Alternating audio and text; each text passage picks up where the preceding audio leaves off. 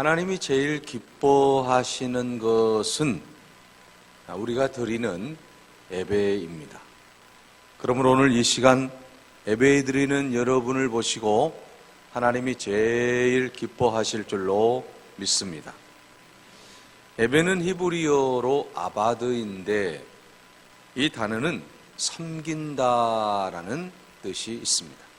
다시 말하면 예배는 하나님을 섬기는 행위다라는 것입니다. 또한 예배를 영어로 우리는 워십이라고 하는데 이 말은 복합어로서 워스와 십이라고 하는 말이 합해져 있습니다. 이 워스라는 말은 가치가 있다라는 말이고 십은 배입니다.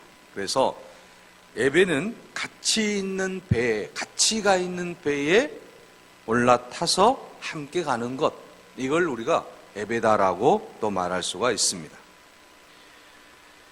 성경 언어인 헬라어에서 예배한다라고 하는 단어는 프로스키네오라고 하는 단어인데 이 말은 몸을 굽히는 것을 뜻하고 있습니다.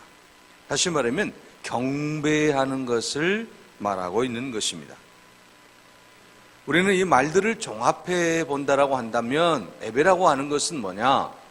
구약의 아바드나 또는 우리가 영어의 워십이나 신약의 프로스키네오라고 하는 이 단어의 우리가 모든 내용들을 보게 되면 예배라고 하는 것은 가장 위대하신 하나님, 능력의 하나님, 천지 만물을 창조하신 하나님께 최상의 가치를 돌려드리는 행위이며 하나님을 높이는 행위다라는 것입니다.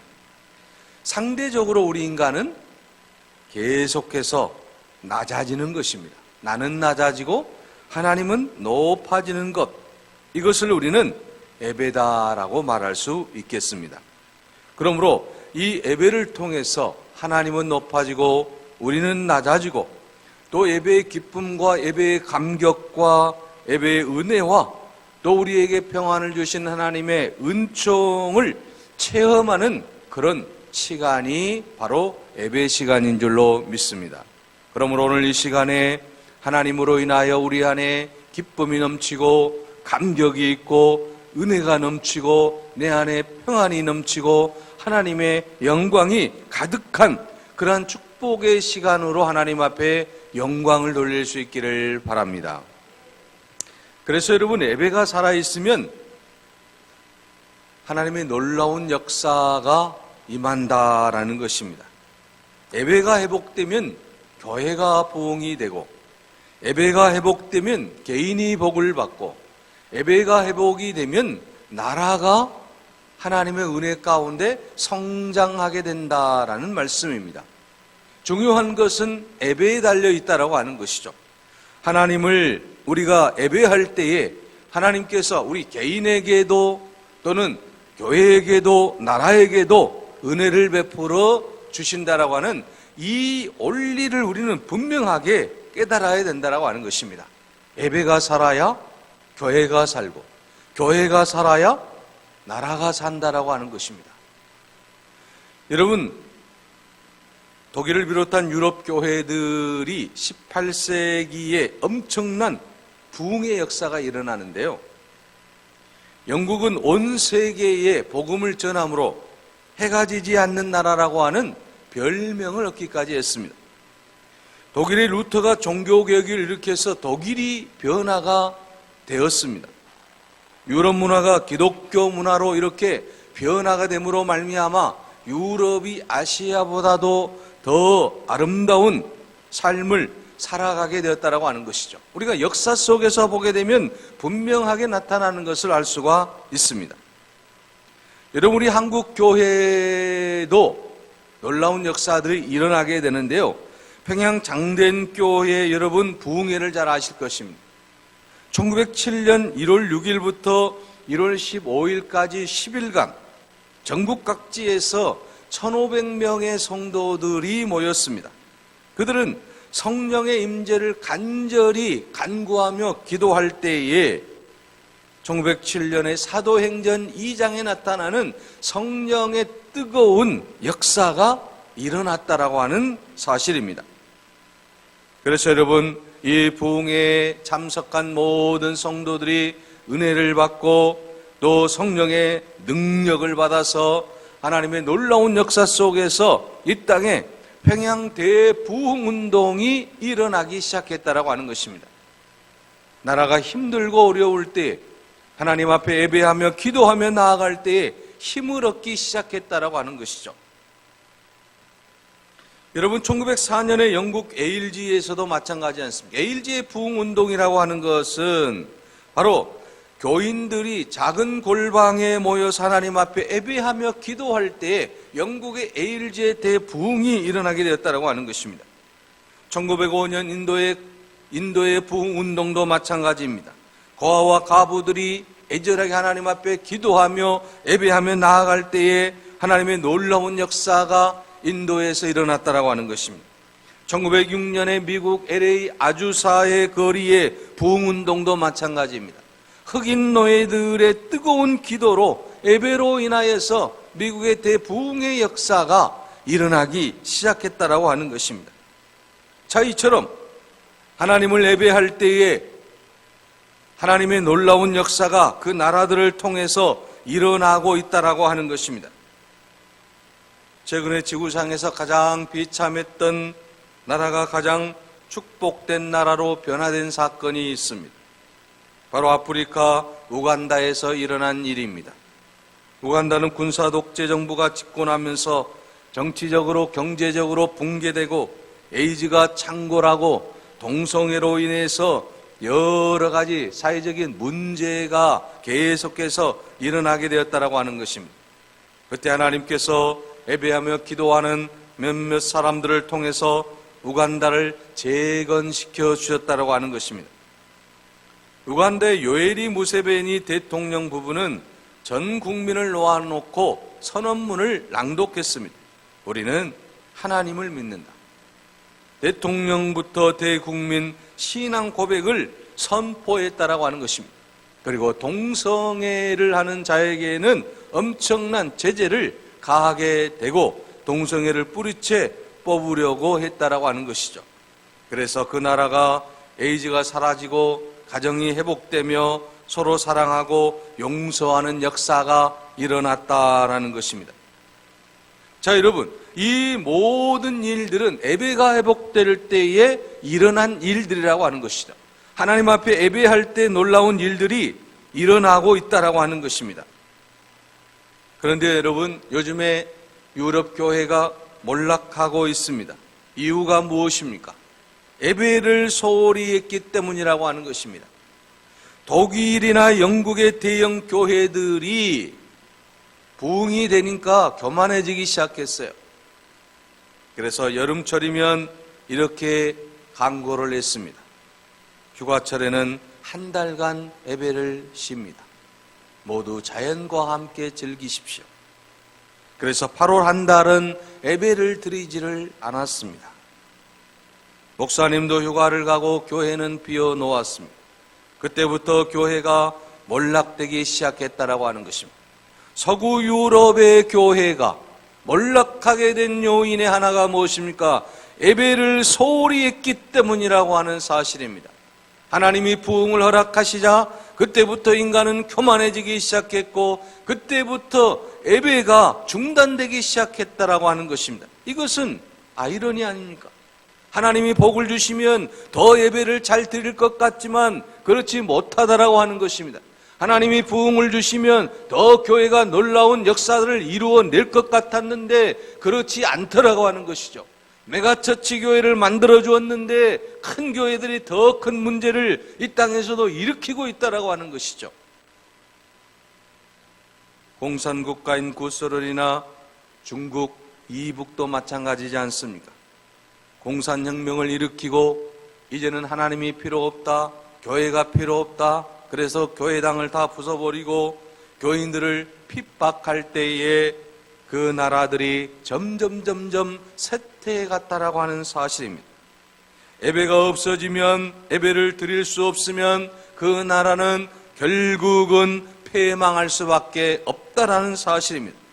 예배를 소홀히 하면 개인도 어려워진다라고 하는 것입니다.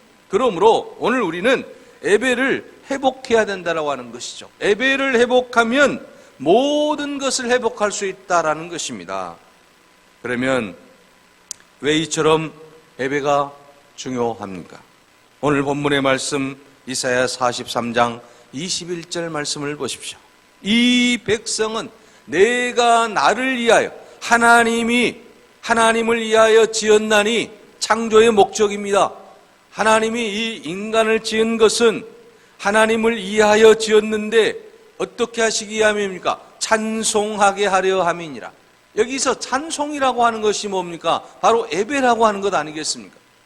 우리가 찬송하고 기도하는 것, 이게 예배지 않습니까? 그러므로 오늘 하나님께서 우리에게 주시는 말씀이 무슨 말씀이에요? 하나님이 우리를 창조하실 때에는 예배자로 우리를 창조하셨다라고 하는 것입니다. 하나님을 찬양하기 위해서 오늘 우리를 창조했다라고 하는 것입니다. 이것이 바로 하나님의 창조 목적이에요.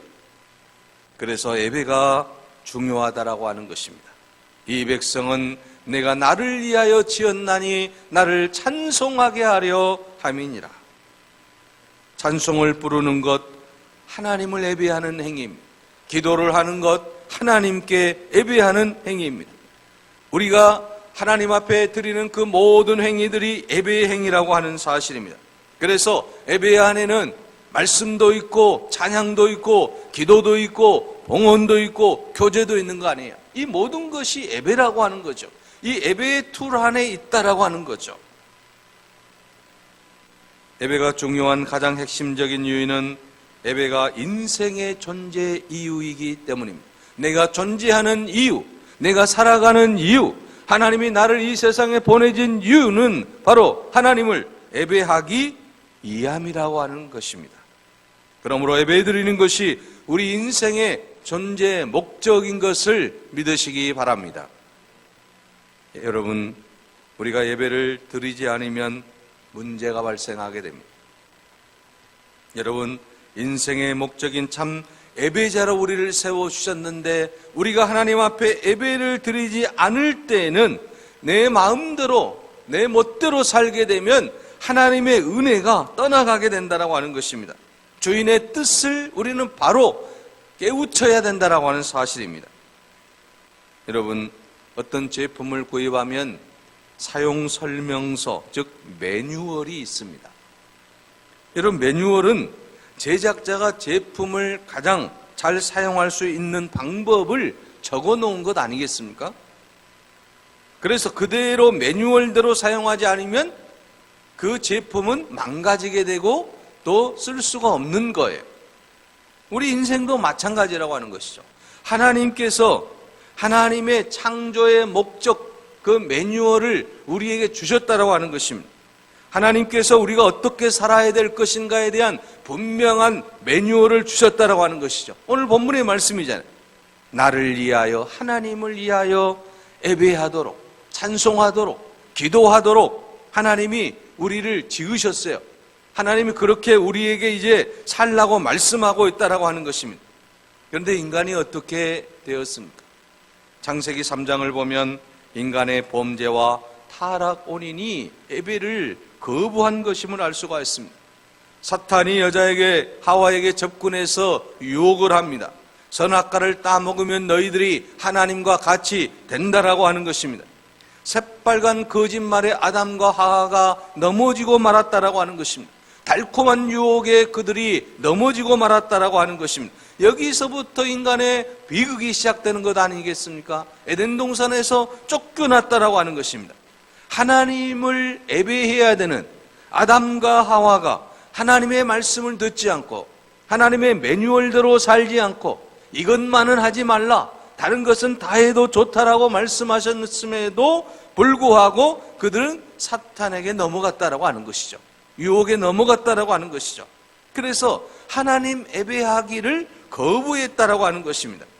그러므로 말미암아 그들은 멸망의 길로, 심판의 길로 나아갈 수밖에 없었다라고 하는 것입니다. 이런 모든 비극을 하신 하나님께서 인간을 구원할 방법을 제시해 주셨는데 바로 그것이 예수 그리스도를 이 땅에 구세주로 보내주시는 것 아니겠습니까? 하나님은 사랑이 많으셔서 정말 다 심판해버리고 싶지만 그러나 이들을 사랑하신 하나님께서는 다시 한번 기회를 주신 사건이 뭐예요? 예수 그리스도의 십자가의 사건이라고 하는 것입니다. 예수 그리스도를 보내셔서 우리를 구원하시기 위한 놀라운 역사를 이제 시작하셨다라고 하는 것입니다. 그래서 에베소서 1장 5절에서 6절에 보면 그 기쁘신 뜻대로 우리를 예정하사 예수 그리스도로 말미암아 자기 아들들이 되게 하셨으니 이는 그의 사랑하시는 자 안에서 우리에게 거저 주시는 바 그의 은혜의 영광을 찬미하게 하려는 것이다 라고 말씀하고 있습니다. 하나님이 우리를 구원해 주시고 예수 그리스도를 통해서 놀라운 역사를 우리에게 베풀어 주시면서 이 구원의 목적이 무엇입니까? 예수 그리스도를 이 땅에 보내시고 구원해 주시기 위한 하나님의 목적이 뭐예요? 오늘 본문에 있는 말씀처럼 하나님의 은혜를, 하나님의 그 사랑을 깨닫고 하나님께 예배하게 하시기 위한, 예배를 회복시키시기 위한 하나님의 놀라운 섭리가 그곳에 담겨 있다라고 하는 것입니다. 그러므로 사랑하는 여러분, 우리가 구원받는 성도들은 예배를 최우선순위로 삼아야 될 줄로 믿습니다. 이 세상 사는 동안 우리가 하나님께 예배하는 것을 최우선순위로 우리가 예배할 때에 하나님의 놀라운 은혜가 우리 가운데 넘쳐나게 될 줄로 믿습니다. 예배가 얼마나 중요한지 보여주는 역사적인 사례가 있습니다. 프랑스 대혁명의 주체 세력은 무신론자들이었습니다. 그들은 주일 예배를 방해하고자 일주일을 10일로 바꾸었어요. 그러면 예배를 저들이 못 드릴 것이라고 생각을 했습니다. 모든 산업 생산량이 10일로 바꾸면서 40%가 감소하고 말았습니다. 러시아 혁명 당시 레닌은 일주일을 7일로 하지 아니하고 8일로 바꾸었습니다. 주일 예배를 방해하고 이제 하나님의 뜻대로 살지 못하게 하기 위한 방편이었죠. 그러자 생산량이 30%나 감소해버리고 말았습니다. 당황한 나머지 반대로 이제 일주일을 다시 6일로 바꾸었습니다. 주일 예배를 방해하고 노동자들에게 한심을 사기 위해서였던 것입니다. 그래도 생산량이 30%로 감소가 되자 다시 7일로 되돌려 놓았다라고 하는 것입니다. 자, 예배는 이렇게 놀라운 것입니다. 일주일에 한 번 하나님의 예배 드리라고 하는 그 예배를 드리지 않을 때에, 인간의 방법을 사용할 때에 결국은 모든 것이 손해 나더라고 하는 것이죠. 그러므로 하나님이 오늘 우리들에게 예배 드리라고 하신 말씀은 우리의 모든 삶을 통해서 하나님의 놀라운 역사를 경험하게 하시기 위함이라고 하는 것입니다. 하나님이 우리 인간을 창조하셨을 때부터서 6일 동안은 열심히 일하고 하루는 쉬게 하셨다라고 하는 것이죠. 하나님이 바로 우리를 창조하실 때 그렇게 만드셨기 때문에 우리는 그 생체 리듬을 따라 살아가야 된다라고 하는 것입니다. 그렇지 않을 때에는 더 큰 문제가 발생하게 된다라는 사실입니다. 그러므로 사랑하는 여러분, 오늘 우리는 거룩한 주일에는 만사를 제쳐놓고 예배를 드리는 데에 최선을 다해야 될 줄로 믿습니다. 우리가 예배를 드릴 때에 우리의 육신이 건강해지고, 우리가 예배를 드릴 때에 어떤 조사에 의하면 수명이 더 길어진다라고 하는 그러한 발표가 있었습니다. 그러므로 오늘 우리가 예배를 하나님 앞에 잘 드리기만 하면 하나님이 우리를 통해서 놀라운 은혜를 베풀어 주신다라고 하는 것입니다. 우리를 건강하게 하실 뿐만 아니라 우리의 모든 생명도 지켜주시고 우리의 모든 인생도 하나님이 지켜주신다라고 하는 이 놀라운 사실을 우리가 늘 기억하고 하나님 앞에 진정으로 예배할 수 있는 여러분이 되시기 바랍니다. 그런데 여러분, 여기서 중요한 것은 우리가 드리는 우리의 예배가 하나님이 매번 받으시느냐라고 하는 것입니다. 지금 드리는 내 예배가 하나님이 과연 받으실까? 우리가 한번 깊이 생각해 보자라고 하는 것입니다. 우리 예배가 하나님 앞에 연락이 되고 하나님을 영화롭게 할 수 있느냐라는 것입니다. 만약에 하나님께서 내가 드리는 예배를 받지 않으신다고 한다면 우리의 믿음이 헛수고가 되지 않겠습니까?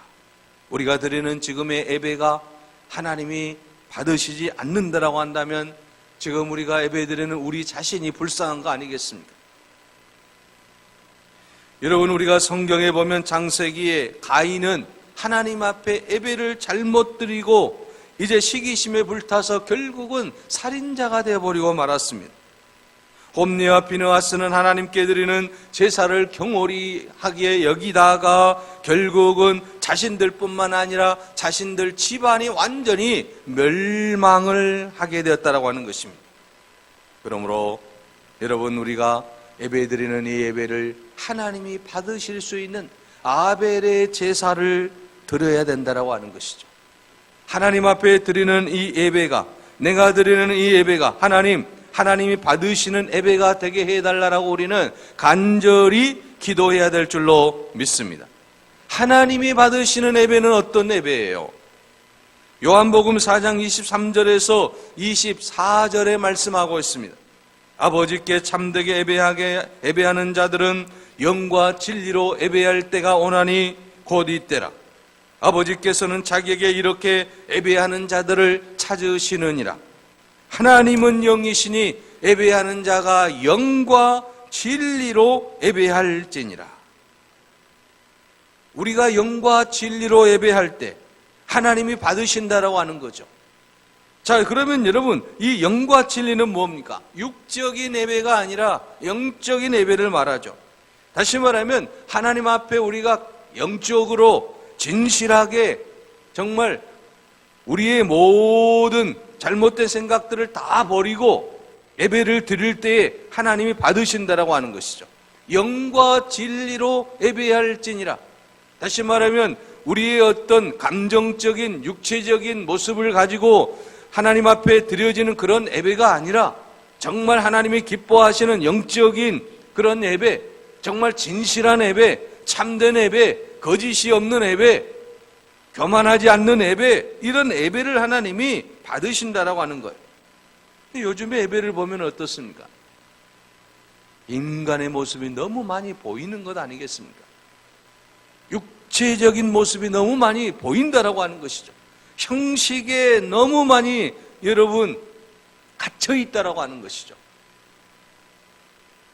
교만하게 드리는 그런 모든 예배들을 다 하나님이 받으시겠냐라고 하는 것이죠. 가인과 아벨이 하나님 앞에 예배할 때에 왜 여러분 아벨의 제사만 받았냐라고 하는 것이죠. 왜 가인의 예배는 받지 아니하셨냐라고 하는 것이죠. 바로 가인의 예배는 형식적인 예배였다라고 하는 것이죠. 그러나 아벨의 예배는 어떻습니까? 영과 진리로 드리는 정성 들인 예배였다라고 하는 것입니다. 그러므로 여러분, 오늘 이 시간 우리가 어떤 마음으로 예배를 해야 되는가에 대해서 분명하게 말씀하고 있습니다. 오늘 본문의 말씀처럼 우리가 하나님의 백성으로서 백성답게 예배할 수 있어야 됩니다. 하나님께서 이 말세지 말에 예배하는 자들을 찾으시는데 신령과 진정으로 예배할 수 있는, 진리로 예배할 수 있는 그런 삶이 되어야 된다라는 말씀인 것입니다. 그런데 여러분, 오늘 성경 본문 22절 말씀을 보십시오. 그러나 야곱아, 너는 나를 부르지 아니하였고 이스라엘아, 너는 나를 괴롭게 여겼으며 라고 말씀하고 있습니다. 여러분, 지금 이스라엘 백성들이 하나님 앞에 바르게 예배하지 않는 모습이 나타나고 있다라고 하는 것이죠. 그래서 하나님을 괴롭혔다라고 하는 것이죠.